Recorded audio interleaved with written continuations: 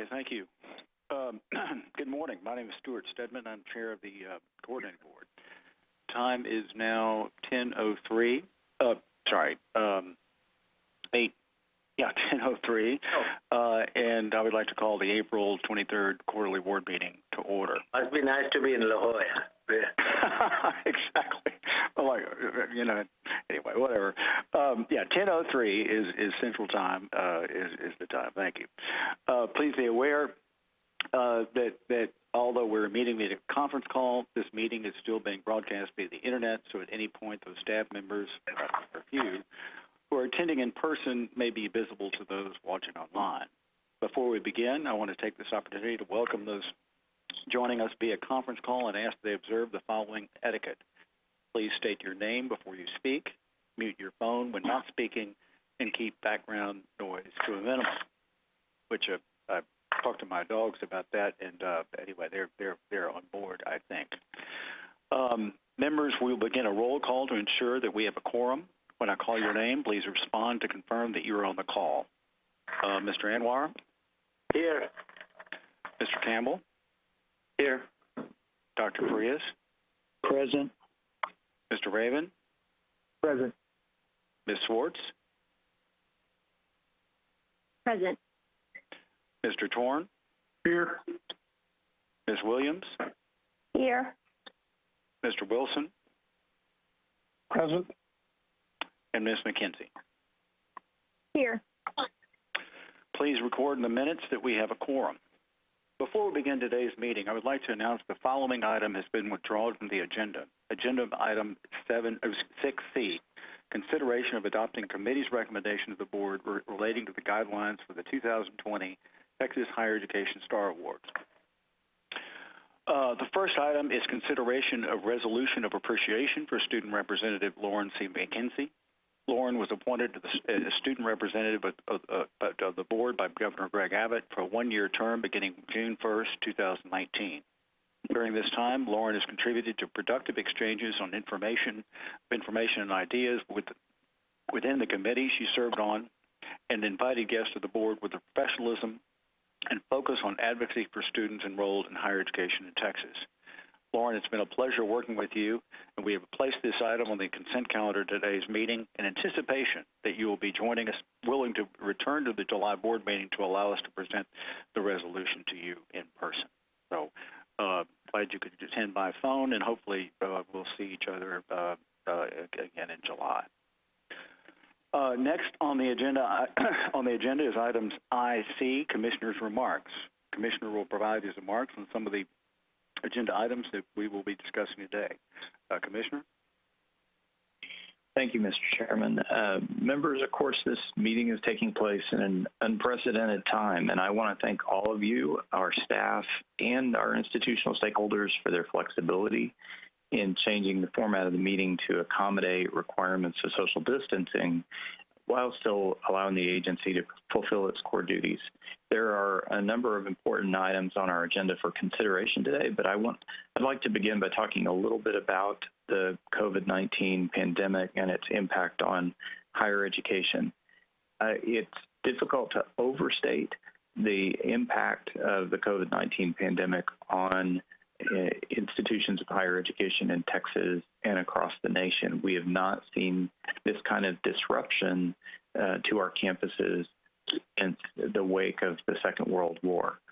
And first, I want to commend our Texas colleges and universities for their swift and creative responses to ensure the safety of their students and faculty and staff. The institutions have worked tirelessly and unbelievably quickly to support students' continued academic progress and success. That's included converting nearly all their courses to online delivery, changing their academic calendars, standing up emergency aid for students, and supporting broader community public health responses. There's still significant work to be done and still many unknowns, but the coordinating board is committed to partnering with and assisting our institutions of higher education during the disruption. We are in close communication with the governor's office, with institutional leadership, the legislative leadership, and other key stakeholders to find ways to support the institutions and the more than 1.6 million students they serve who are enrolled in higher education across Texas. And I'd like to highlight a couple of items for you. Last week, we released a statement endorsing principles on acceptance of credit that had been developed by the major higher education national associations, including the National Association of Community Colleges and also the Association of American Universities that represents elite research universities. So across the spectrum, the national organizations came together and recommended a set of principles on acceptance of credit. And we're encouraging our Texas institutions to continue to embrace the spirit of these principles, the spirit of flexibility and commitment to student success that will be needed during these extraordinary times. And when it became clear that the pandemic was going to be worse than we'd all hoped, I appointed Deputy Commissioner Ray Martinez as our agency point of contact on COVID-19 issues, and Deputy Commissioner Martinez has put significant efforts together towards creating a dedicated webpage of resources for COVID-19 related issues for higher education.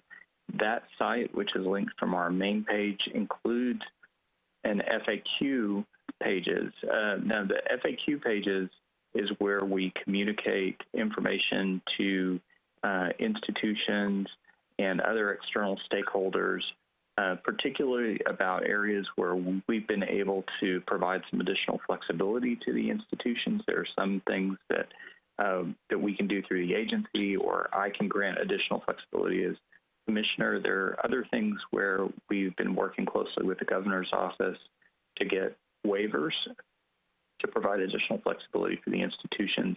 And all of those are curated in the FAQ. Now, at this point, we have more than 75 FAQ that are discussed online on our webpage.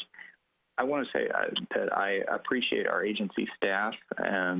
They've provided outstanding support, counsel, and service across every sector of Texas higher education, and their work's a strong demonstration of our agency's commitment to service and to be a resource for our agencies, for higher education. And in particular, I want to call out and say I appreciate Deputy Commissioner Martinez and his tireless effort in coordinating the agency's daily work to curate and share resources and provide information across institutions of higher education. Multiple coordinating board staff members led by Associate Commissioner Melissa Henderson are also serving on Governor Abbott's Frontline Child Care Task Force. The governor's office had reached out to us early on to ask for recommendations about how to provide child care for frontline essential workers, folks who are working, for example, in healthcare or in grocery and other essential, providing other essential services for the state.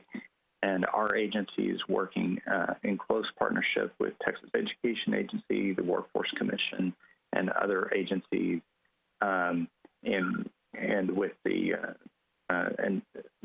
governor had appointed a task force that Elaine Mendoza chairs, and we're supporting Chair Mendoza also in developing and launching a portal that helps provide child care options for these frontline essential workers. So Associate Commissioner Henderson and our staff members have done some excellent work to help address this critical need for our essential workers across the state. Additionally, Governor Abbott recently announced a strike force to reopen the Texas economy. I'm working closely with Mike Toomey, who's the Chief Operating Officer for the strike force, and the institutions in supporting the strike force's efforts to help accelerate the recovery. Lieutenant Governor Patrick has also appointed a task force from his Business Advisory Committee to help reopen the economy, and we're also working closely with their higher education chair, Kent Hance as well. And there's good communication and cross-pollination across the Lieutenant Governor's Task Force and the Governor's Strike Force. So we know that our Texas institutions of higher education are going to be critical for the state's economic recovery and resiliency. I've talked with higher education leaders across the state, from our community and technical colleges, our general academic institutions, our independent colleges and universities. And I think a consistent theme across our higher education leaders is that they recognize that higher education is going to have a special role and responsibility to play in helping to accelerate the Texas recovery. We know, as I've discussed with you before, that clearly jobs follow skills, especially today. After the Great Recession, nearly 85% of the net new jobs that were created in Texas required at least some post-secondary education. And already we know the best insurance policy against long-term unemployment is a high-quality post-secondary certificate or degree.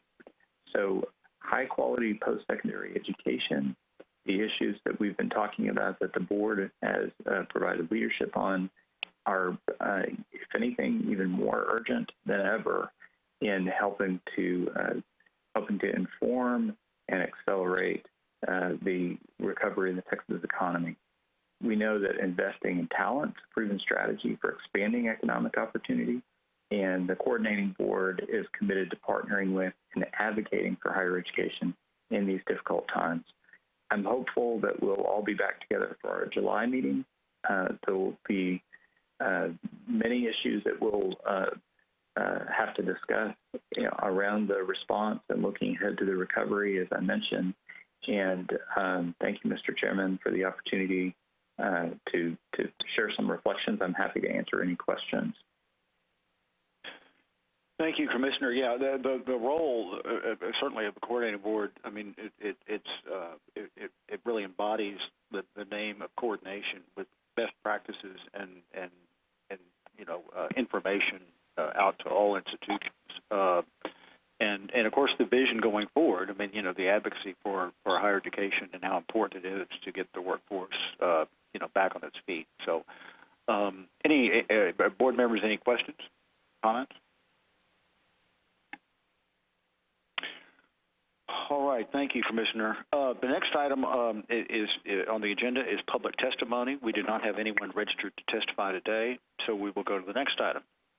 Next agenda item is approval of minutes from previous meetings.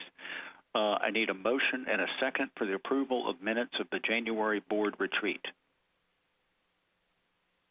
Ricky Ray. So moved. Let's see. Motion by Mr. Raven, second by Mr. Wilson. Members, when I call your name, please state whether you're voting for or against. Those in favor say aye. Those opposed say no. Mr. Anwar? Aye. Mr. Campbell? Aye. Dr. Farias? Aye. Mr. Raven? Aye. Ms. Swartz? Aye. Mr. Torn? Aye. Ms. Williams? Aye. Mr. Wilson? Aye. Motion passes. Do I have a motion for the, I need a motion and a second for the approval of minutes of the January quarterly board meeting. Emma move. Donna Williams. Second. Oh, Let's see, motion by Ms. Swartz, second by Ms. Williams. Members, when I call your name, please state whether you're voting for or against. Mr. Anwar? aye. Mr. Campbell? Aye. Dr. Farias? Aye. Mr. Raven? Aye. Ms. Swartz? Aye. Mr. Torn? Aye. Ms. Williams? Aye. And Mr. Wilson? Aye. Motion passes. The next item is the consent calendar for the entire meeting. The consent calendar includes non-controversial items that we think that can be approved without comment or discussion. This allows us to save time for other items that need more attention. Highlighted items in gray are the consent items on the agenda. I want to point out that the practice of putting out most rules on the consent calendar, given the extensive vetting process they go through. However, due to the current circumstances, we have placed additional items on the consent calendar for this meeting. Of course, any board member can request that an agenda item be removed from the consent calendar. That will give us the opportunity to discuss that item or items more fully later in the meeting. Items on the consent calendar today are, and this is a long list, agenda item IA, consideration of resolution of appreciation for Student Representative Lauren C. McKenzie. Agenda item 6B is a consideration of adopting committee's recommendation to the board relating to the report of fiscal year 2020 annual review of low-producing programs. Agenda item 6D1 through 6D6, consideration of adopting staff recommendation to the committee relating to the request for new degree programs. 1, Texas A&M International University Bachelor of Science degree with major in computer engineering. 2, Texas A&M International University Bachelor of Science degree with a major in petroleum engineering. 3, Tarleton State University Master of Science in Computer Engineering. 4, the University of North Texas Master of Science in Engineering Management. 5, the University of Texas Permian Basin Master of Science degree with major in Mechanical Engineering. 6, the University of Texas Rio Grande Valley Doctor of Physical Therapy with a major in Physical Therapy. Agenda item 6E, report to the board on school closures or teach-outs pursuant to Chapter 7, Subchapter A, Section 7.75 of Board Rules. Agenda item 6F, consideration of adopting committee's recommendation to the board relating to the appointment of members of the Workforce Education Course Manual Advisory Committee. Agenda item 6G, consideration of adopting committee's recommendation to the board relating to the appointment of student representatives to the Applied Texas Advisory Committee, the Learning Technology Advisory Committee, the Graduate Education Advisory Committee, and the Undergraduate Education Advisory Committee. Agenda item 6H, consideration of adopting committee's recommendation of the board relating to the appointment of members to the Advisory Council on Post-Secondary Education for persons with intellectual and developmental disabilities.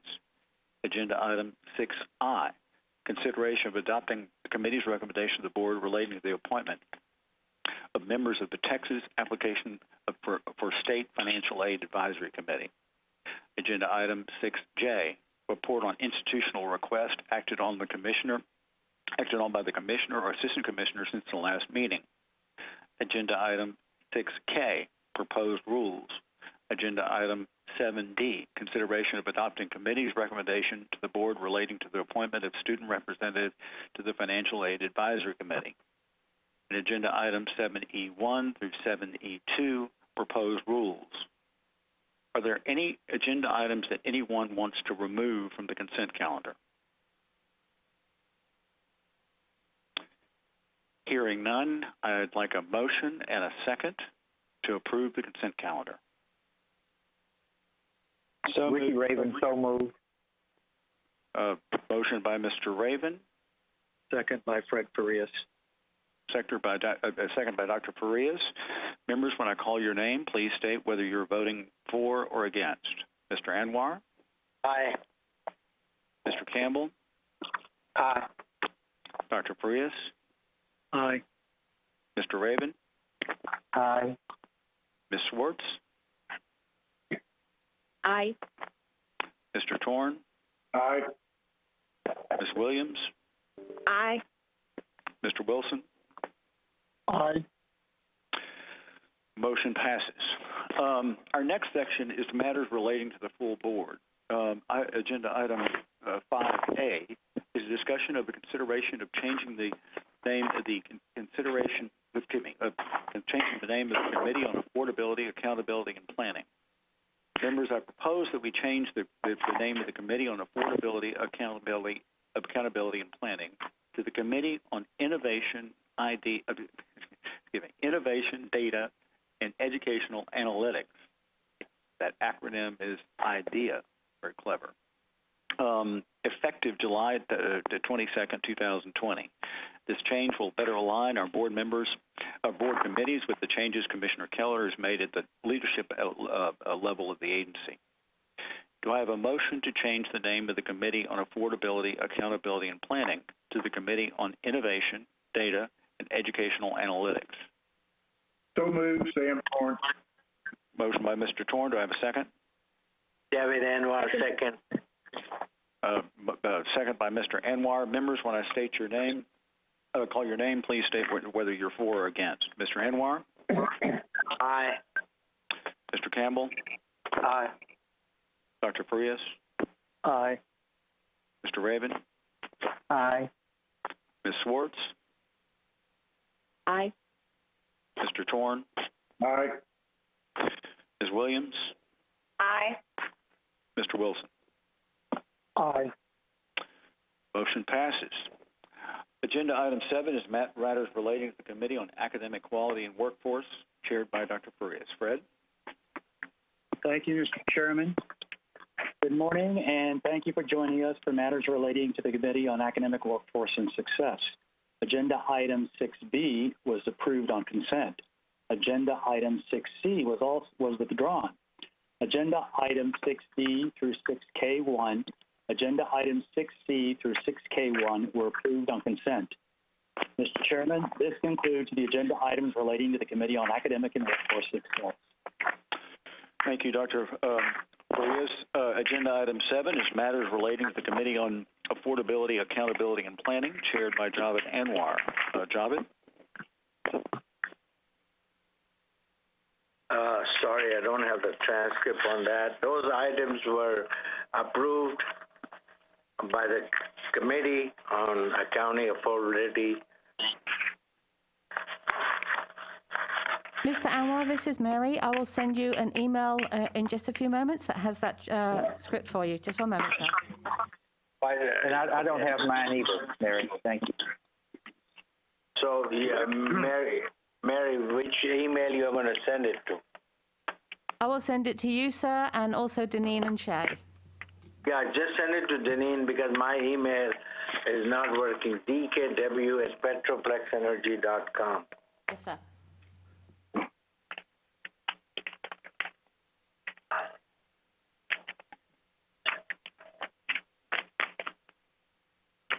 It may take a minute to get here because of coronavirus. Everybody's on the internet.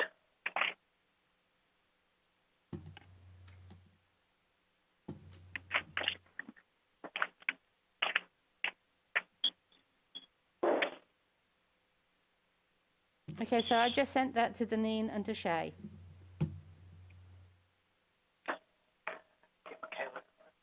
And Mary, if you could forward mine too, that would be great. Mr. Raven, you have no items on the board from AOC. Okay. All right. Thank you. Mary, it will take a minute. We will receive it. As soon as we receive it, I will let you guys know in a minute.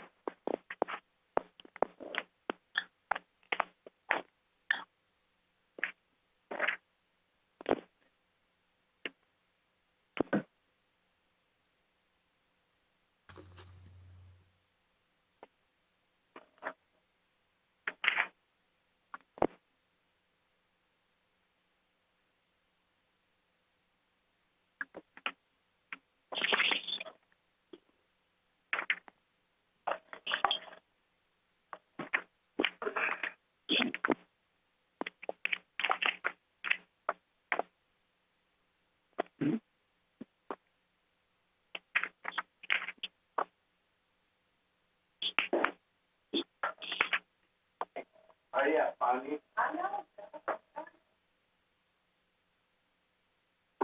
Did you get it?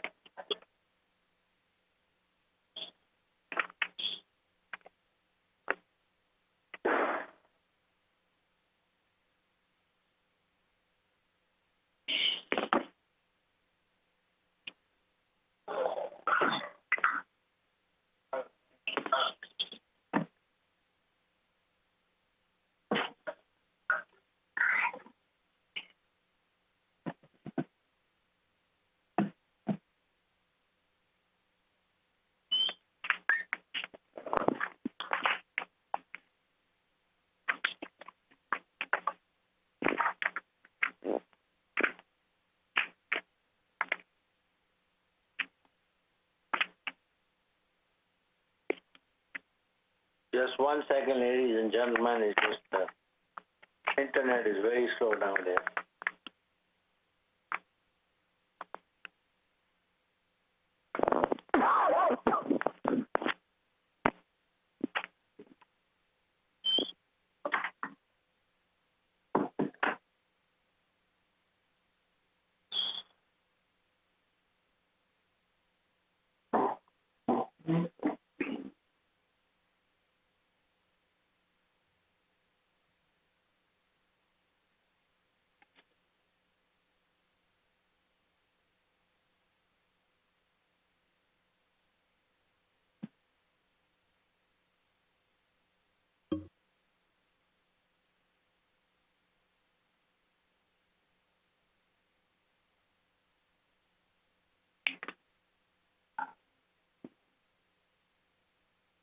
Mr. Anwar, did you receive the email?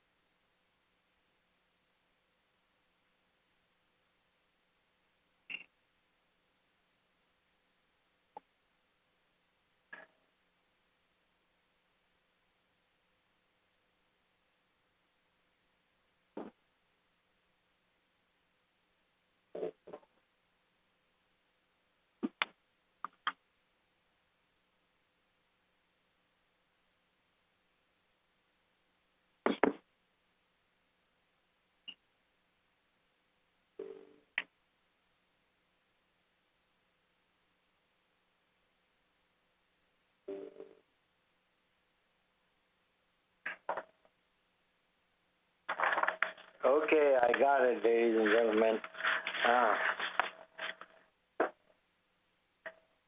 Agenda item 7A is the committee's chair's meeting overview. Thank you for joining us. The matters related to the Committee on Affordability, Accounting, and Planning. Agenda item 7B is consideration of adopting committee's recommendation to the board relating to the funding formulas for use by governor and the legislative budget board in making appropriate recommendation to the appropriate legislative committee. Dr. Julie Eklund, Assistant Commissioner for Strategic Planning, is available for questions. As you will remember, Dr. Allen and Dr. Eklund presented this item to the Committee on Affordability, Accounting, and Planning this morning. Is there any questions or discussion? If no, I need a motion and a second, please. Motion, Raven, so moved. Second by Fred Farias. Okay. I'm going to call your names. I want to say yea or nay. Cody Campbell. Aye. Fred Farias. Aye. Dick Saban. Aye. Thomas Schwartz. Aye. Stuart Stedman. Aye. Sam Thorne. Aye. Donna Williams. Aye. Aye. Welcome, Vincent. Aye. And I am also aye. Motion passes. Then we move on to agenda item 7C is consideration of adopting the Commissioner's recommendation to the board relating to the annual report about the financial condition of the state's community colleges, HB 186, Texas Legislative Regular Session, Rider 12, 3, 219. Dr. Julie Eklund, Assistant Commissioner for Strategic Planning, will be available to answer any question. Any questions or discussion? If not, do I have a motion to adopt this committee's recommendation to the board of the annual report about the financial condition of the state's community college district? Do I have a motion and a second? Welcome, Wilson. So moved. Emma Ricky Schwartz, Raven, second. So I'm going to call your names. Please say aye, yea or nay. Cody Campbell. Aye. Fred Farias. Aye. Ricky Raven. Aye. Emma Schwartz. Aye. Stuart Stedman. Aye. Sam Torn. Aye. Donna Williams. Aye. Welcome Wilson. Aye. And I'm also aye, so the motion passes. Agenda items 7D through 7C were approved on the consent calendar. This concludes our portion of the meeting. Okay, thank you, Javed. Well, this concludes probably what I suspect, although, you know, I wasn't here at the beginning, but what is the shortest coordinating board meeting on record. And I think that we was missed really, one. What's that? I think we missed one. Which one is that? I think D, isn't it?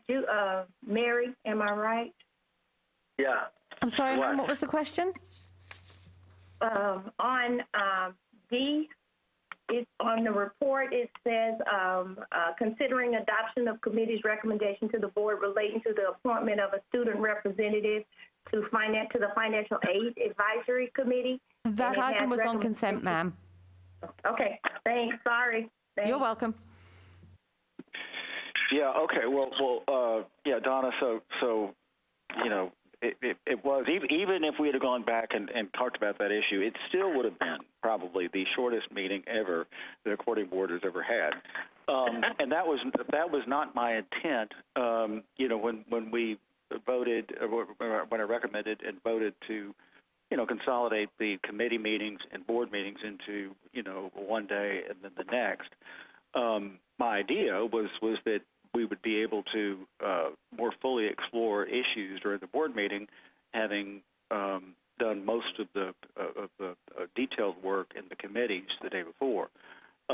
Obviously, not only because of, you know, the phone, you know, this conference call system didn't really lend itself to that, but then, you know, there's just a lot of uncertainty in the world of higher education, and you know, I think by July, hopefully, we will be able to meet in person. Things will become at least clear, and I think we'll have a very, very interesting board meeting. I'm very, very excited about, you know, the role of the coordinating board in its coordinating capacity during this crisis, and you know, then looking forward, you know, where is higher education going? I think we can explore that more fully in July. So that concludes our meeting. Do I have a motion to adjourn? So moved. Ricky Raven. Everything, second. Okay, motion by Mr. Raven, second by Mr. Anwar. Members, when I call your name, please state whether you're voting for or against Mr. adjournment. Mr. Anwar? Aye. Campbell? Aye. Dr. Farias? Aye. Mr. Raven? Aye. Ms. Schwartz? Aye. Mr. Torn? Aye. Ms. Williams? Aye. And Mr. Wilson? Aye. And I, of course, vote aye. That concludes our meeting. Thank you, everybody, for attending, both board members and the public and staff. Thank you. If Stuart don't have too much fun.